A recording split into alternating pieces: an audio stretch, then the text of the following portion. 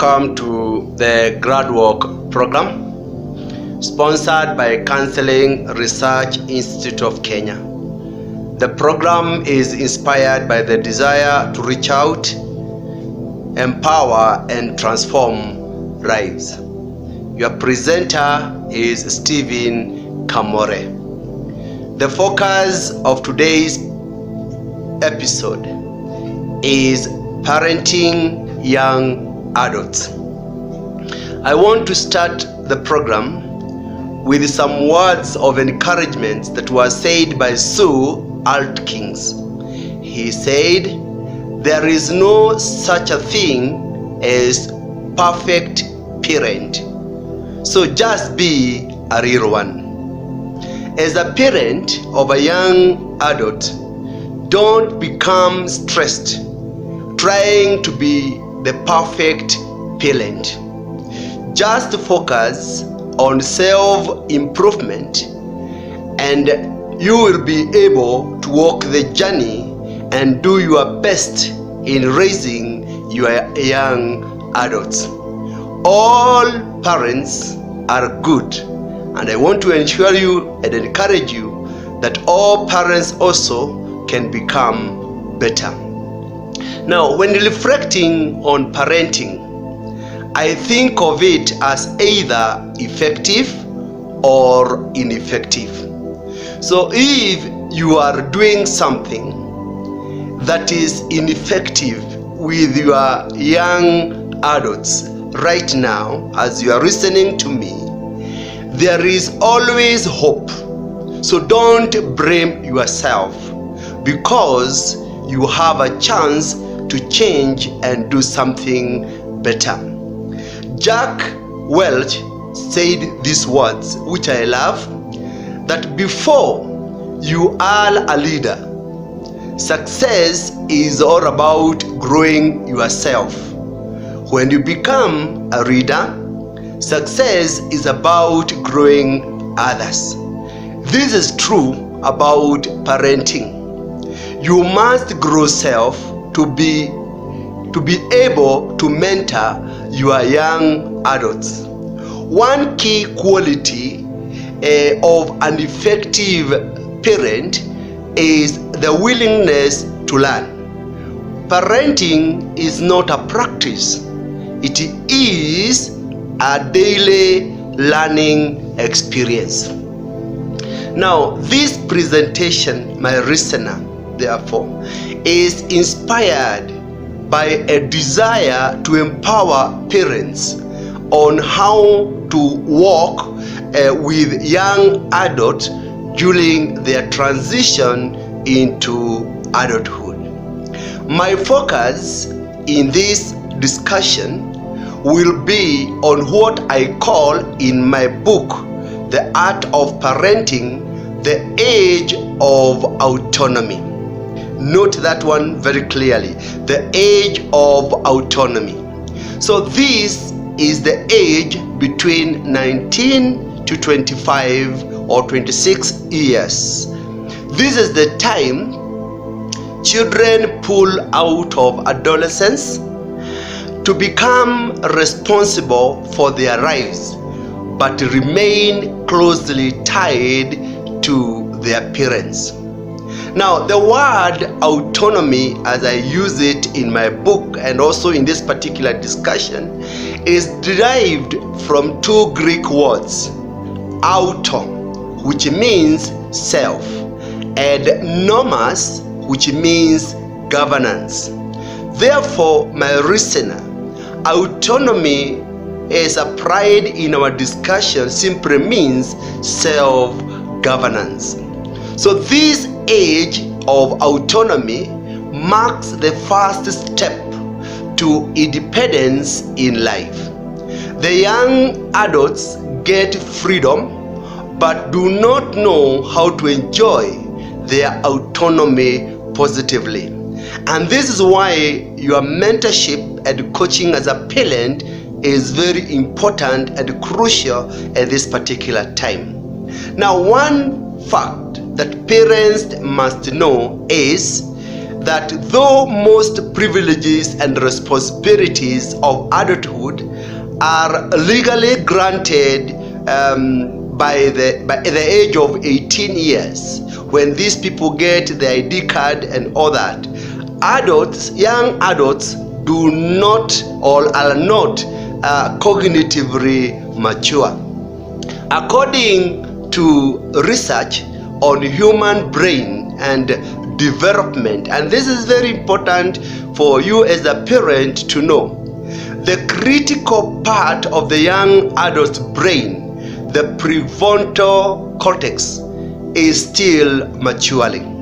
So the prefrontal brain is the most important part of the human brain in guiding, one, our social behavior, self-awareness, empathy, and interactions with other people. So it is the part of the brain that makes us human, because it is associated with, one, reasoning, planning, 2, 3, speech, 4, movement, 5, emotions, and also problem solving. And these are very important aspects of maturity: the ability to make decisions, the ability to plan one's life, the ability to communicate and control our emotions, and also solve problems. Now, during the autonomous age, young adults at home, in colleges and universities, tend to engage in risky behaviors such as alcohol taking, drugs and substance abuse, risky sexual behaviors with strangers and acquaintances, cohabiting with peers of the opposite sex, and sometimes they go to an extent of committing crime.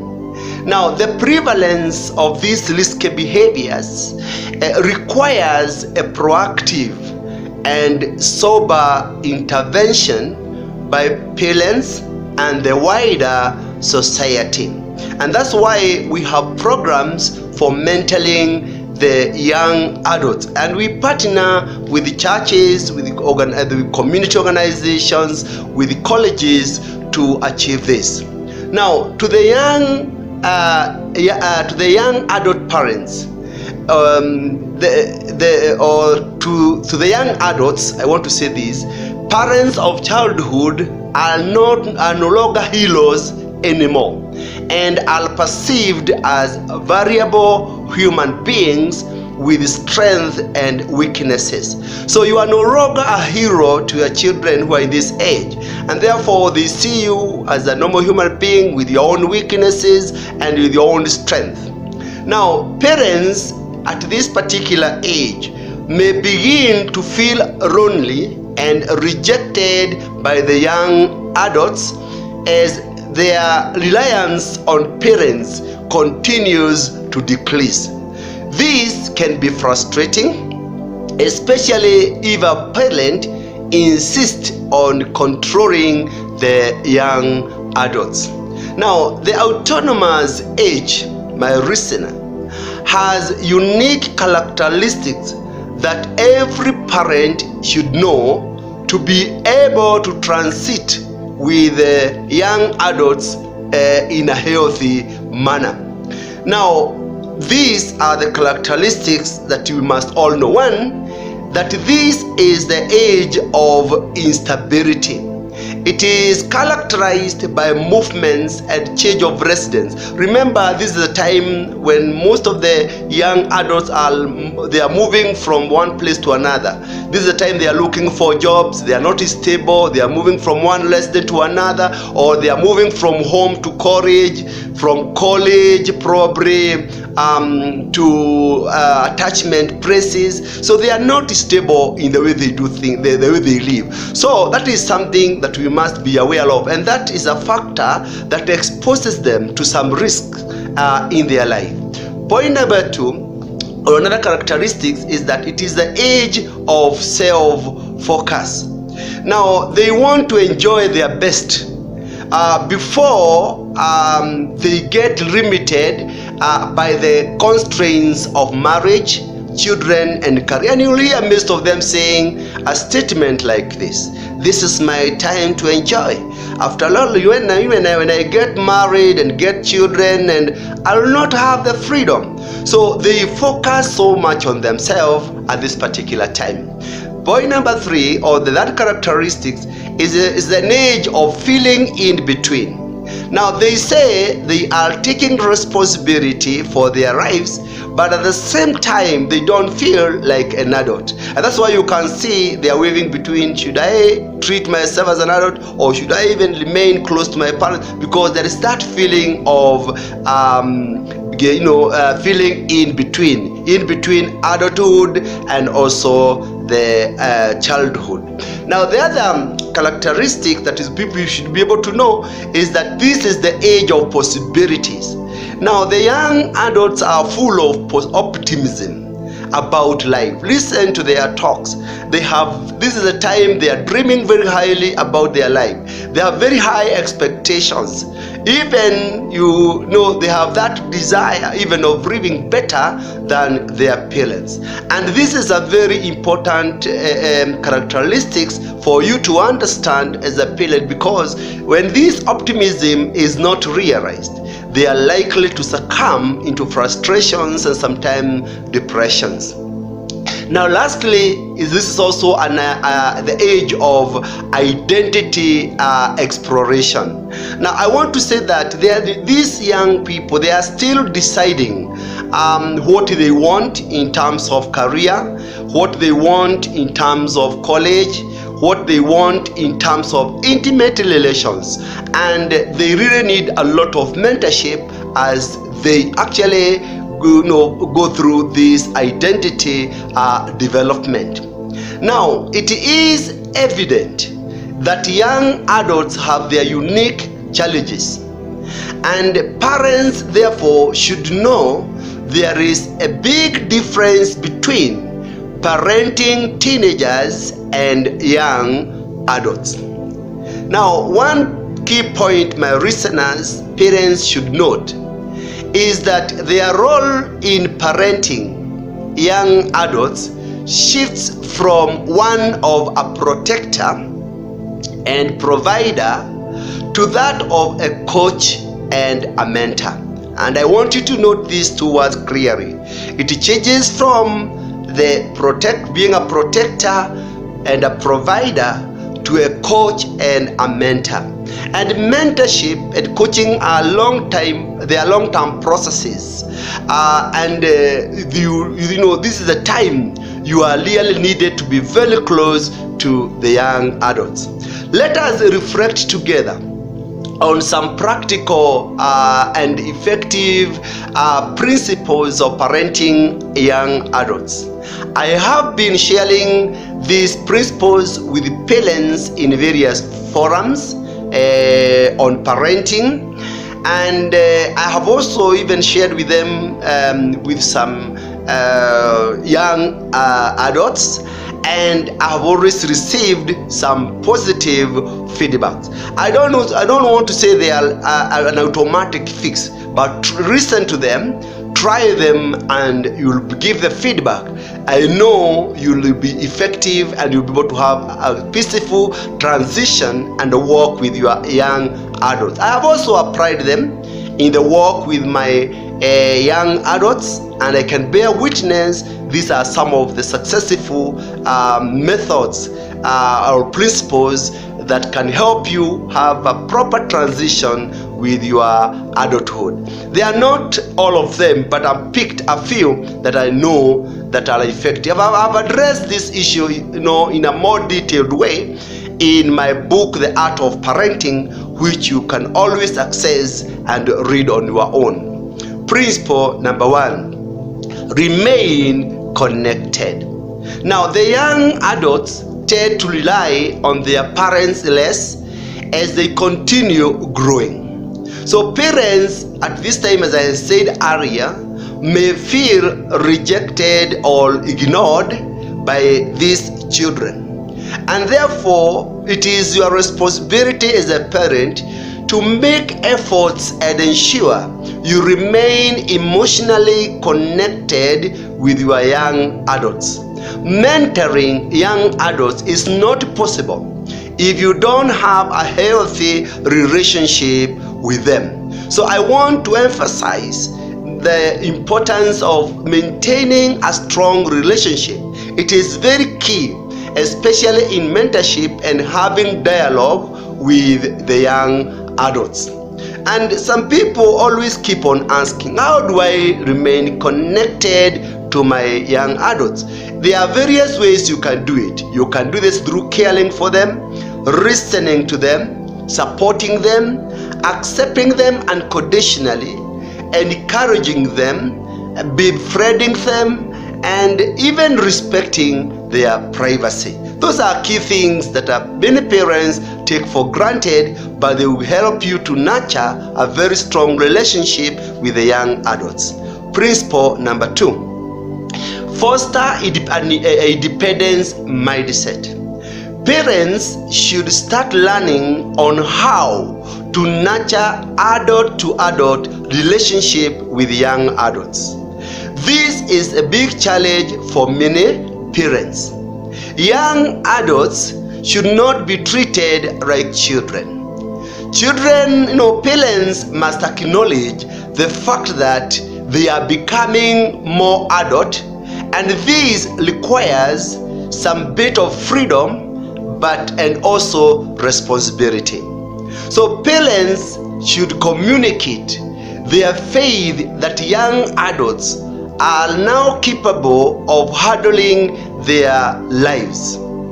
So it is important as a parent to always suggest possible strategies of becoming responsible and independent to avoid and also try to avoid or imposing your own ideas on these young adults. You'll always keep on conflicting. Engage yourself in a healthy dialogue, because dialogue is very, very key in this particular area. Let me remind you, as you work and empower them to be independent, keep in mind the main goal of parenting. That is minimizing dependence and enhancing self-governance. Principle number 3, believe in their greatness. And when I say their greatness, you have to believe in their greatness even when they themselves they don't believe. So there is a lot of pressure for the young adults to succeed.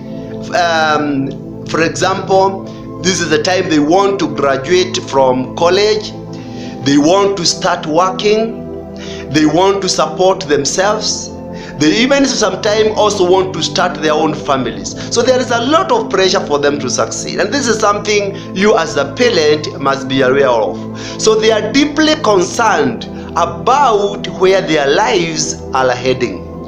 So it is painful, and you must know this, when their high expectations are not realized. So this is the moment when parents' support and encouragement is highly required. It is the moment for the parents to communicate with confidence their faith in their potential to succeed. This is the moment to keep on whispering hope that you can still make it despite how the situation is. Now note, and I want to emphasize here, my listener, if at this time they are left alone, young adults may get frustrated and desperate with life. This can lead them to self-destructive behavior, and you have really witnessed this. Some will resort to drug and substance abuse, others will resort to alcohol taking, others will resort to gambling, others may even resort to prostitution, cohabiting with strangers, and some, if the frustration is not arrested, may go to an extent of even committing suicide. So it is very, very important that we understand this. Principle number 4, always listen to them without judging. Parents should always know that young adults are going through what we call a quarter-life crisis. You know, there is the quarter-life, the mid-life. So they are going what we call the quarter-life crisis. And it is developmentally appropriate for young adults to question the meaning of life, to question their purpose, to question their faith and spirituality, to question their lifestyles, to question their sexuality, and so on. So parents should therefore understand that the young adults at this time could also be victims of their own toxic self-talks. So criticizing them will only discourage them and also lower their self-esteem. And that is why I'm saying we need to learn how to listen to them without judging them. Be empathetic. Try to see things from their own perspective, from their own world. I'll say something about that as I conclude the session. Principle number 5. Adjust to the realities of the digital world. This is an area that many parents may not really understand the young adults. Remember, the modern society we are living in today has taught the young adults to engage the world through technology rather than face to face. So the young adults are more dependent on technology for very many things, such as socialization, communication, job search, research, and even sometimes entertainment. So parents must embrace this truth and support young adults in to positively take advantage of technology. This is one area of conflict between the young adults and their parents, and it is wise to handle it as a mentor. Remember, technology can be destructive, but remember, we cannot do away with it, because that's where the world is heading to in terms of employment. Everything is about technology, so support them in that endeavor. Principle number 6. Have realistic expectations of your children. I want to say here that sometimes parents' expectations are unrealistic, and maybe from our own experience as psychologists could be due to their own unrealized dreams, probably, or their fears, or internal and external pressures. So parents who make unrealistic demands of their children risk seeing their young adults' mental, emotional, and physical well-being severely compromised. So remember, you can also interfere with the mental health of the young adults. You can cause stress, you can make them have anxiety, and these are issues that may lead them to depression and also lead them to other self-destructive behaviors. Now, what we call the parental expectations, therefore, helps in nurturing your child's sense of self-esteem and also encourage them to have what we call healthy development. Now, when expectations are set unrealistically high or sometimes ridiculously low, children's personality and sense of self-worth are negatively affected, and this is something parents should be aware of. So my advice to you is that set healthy expectations in order to encourage young adults to do well without putting pressure on them. Principle number 7. Embrace the new reality of college and career. This is a controversial principle, but there's a reality that parents must come into acceptance, that there are very many adults with college certificates and degrees but without job. It's not out of their creation. It's the way the economic trends are moving. So they are facing financial challenges related to college and career choices. This is an area parents might find it difficult to offer guidance and support because the world of education and employment has greatly changed over time. My listener, I want you to reflect backward.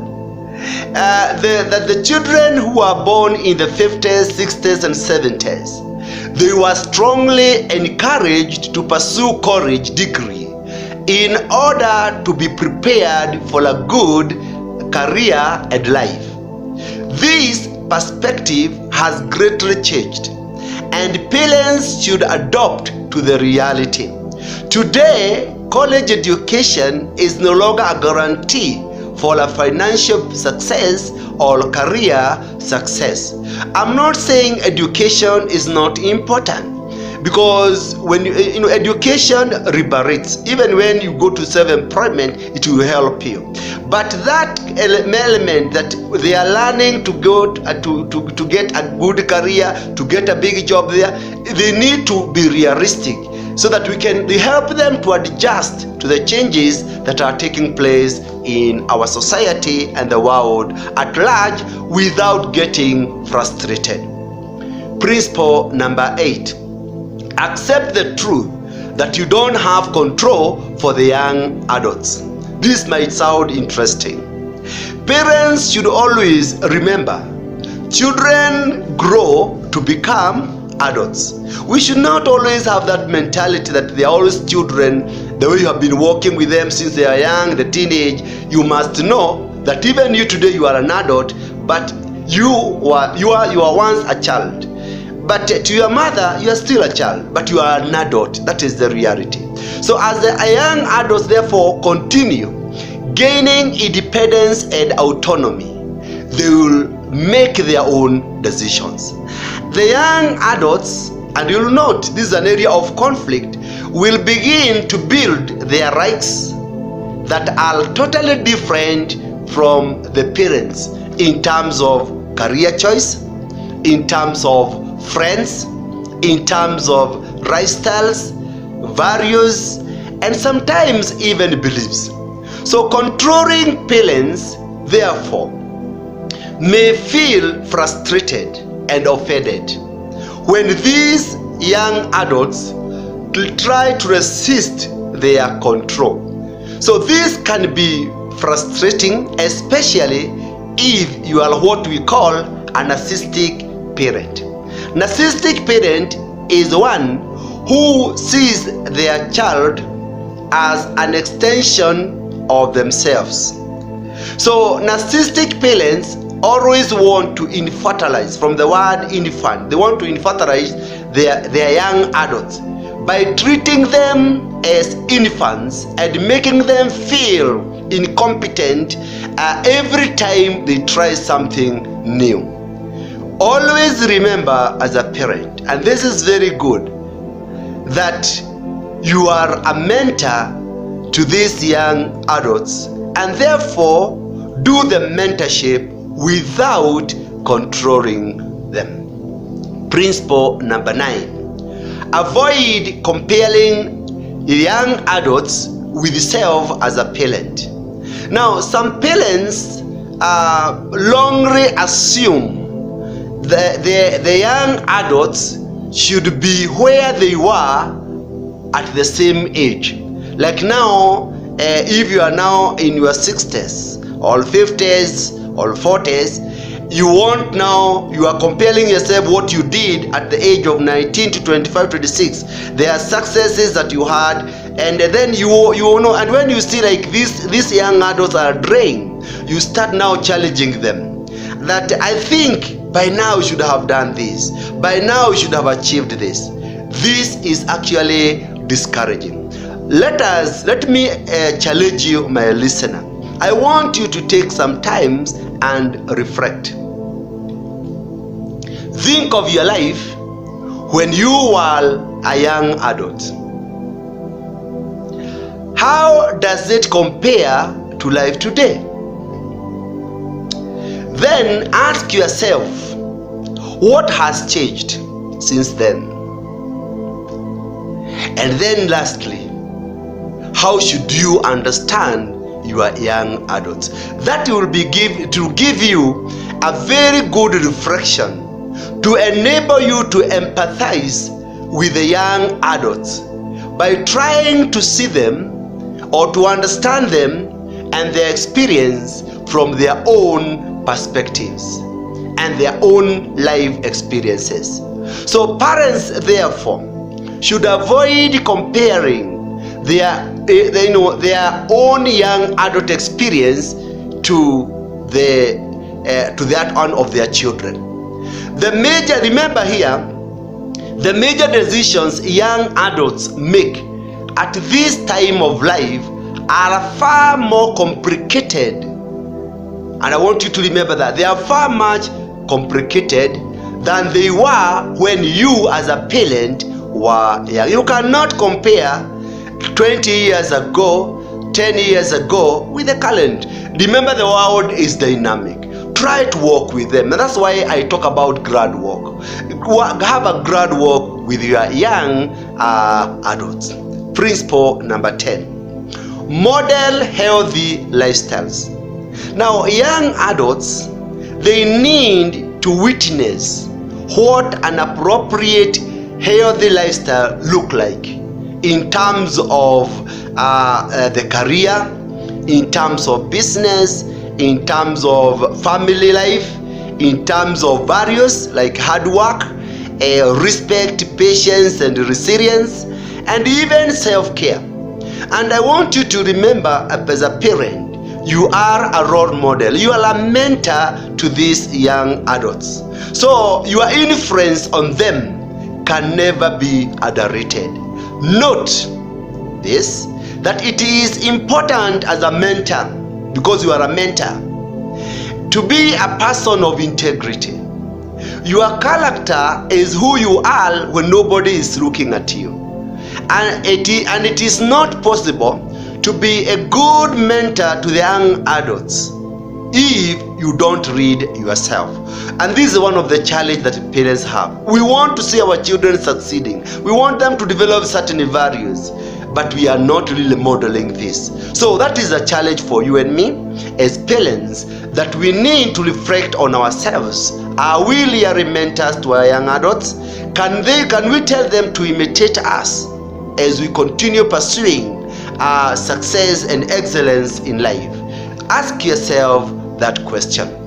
So parents therefore must purpose to be an example to the young adults. I want to say here that I want to challenge you, be the parent today that you want your child to remember tomorrow.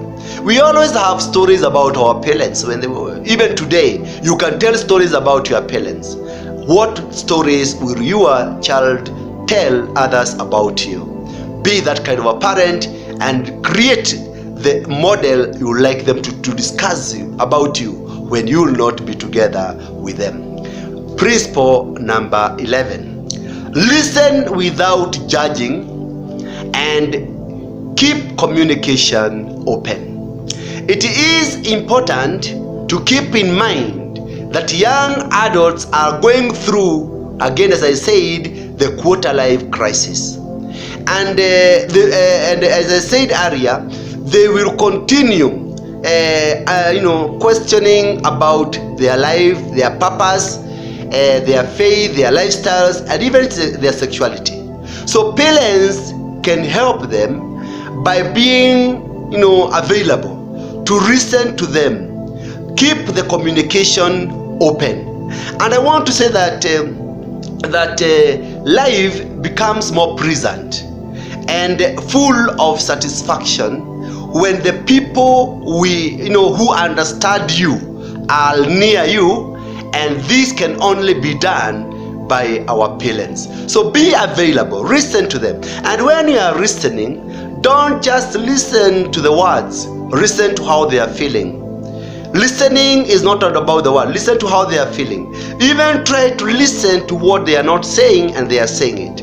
So they really require you. And listening is very, very important. And as I had hinted earlier, it is one way of maintaining that connection, emotional connection with the young adults. Now, my listener, having shared with you those principles, I hope you have gained some insight.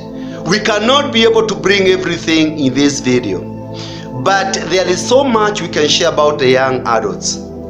And that's why we keep on visiting, we keep on partnering with the churches, with the corporate groups, community, to empower parents on how to work with these young adults. We also have mentorship program for them, where we equip them with very essential life skills. And we have seen many of them succeeding and transiting very well, even in college and even in their careers.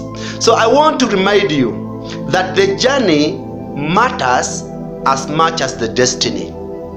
So your work with the young adults is as important as their success in life, and therefore my advice is take it seriously.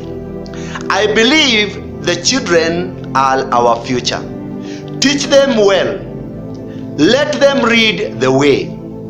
Show them all the beauty that they possess inside them.